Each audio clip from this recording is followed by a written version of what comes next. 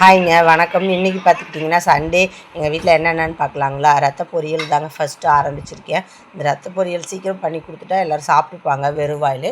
அதுக்கடுத்து பார்த்துக்கிட்டிங்கன்னா சிக்கன் குழம்பு, இட்லிக்கு சிக்கன் குழம்பு, வெங்காயம், தக்காளி, இஞ்சி பூண்டு பேஸ்ட் இதெல்லாம் போட்டு வணக்கியாச்சுங்க. இப்போது தக்காளியையும் போட்டாச்சு. நான் ரொம்ப சிம்பிளாக தாங்க செய்கிறேன். இது வந்து பேச்சுலர்ஸுக்கெலாம் ரொம்பவே ஹெல்ப்பாக இருக்கும்.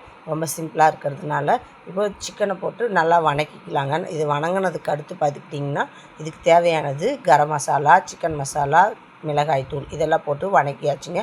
அதுக்கடுத்து இதுக்கு கொஞ்சமாக தேவையான அளவுக்கு தண்ணி ஊற்றிட்டு இப்போது இது கொஞ்சம் சுண்டி வந்ததுக்கு அடுத்து பார்த்துக்கிட்டிங்கன்னா அடுப்பு ஆஃப் பண்ணிடலாம். இட்லி ரெடி ஆகிடுச்சு, அது கொடுத்தாச்சு. இப்போது மெயினான டிஷ் பார்த்துக்கிட்டிங்கன்னா ஆட்டுக்குடல். எங்கள் வீட்டுக்காருக்கு ரொம்ப பிடிக்கும்.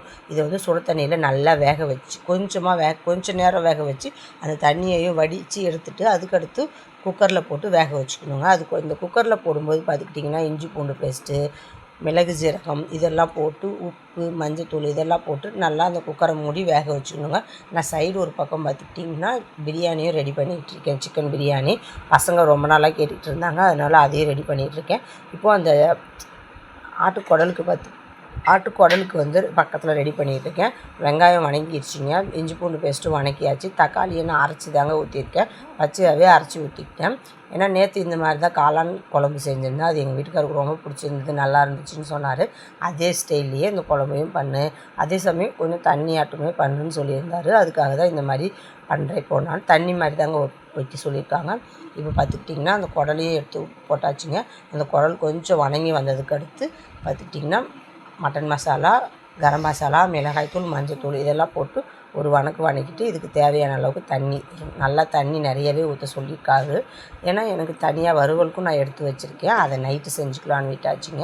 இப்போ பார்த்துக்கிட்டிங்கன்னா அரிசியும் போட்டாச்சு பிரியாணிக்கு.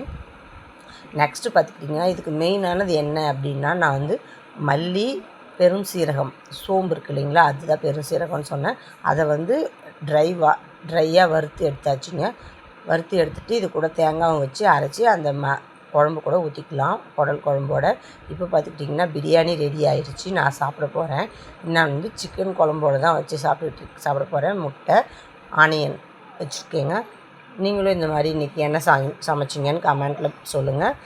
இப்போது நைட்டு பார்க்கலாங்க. பாய்.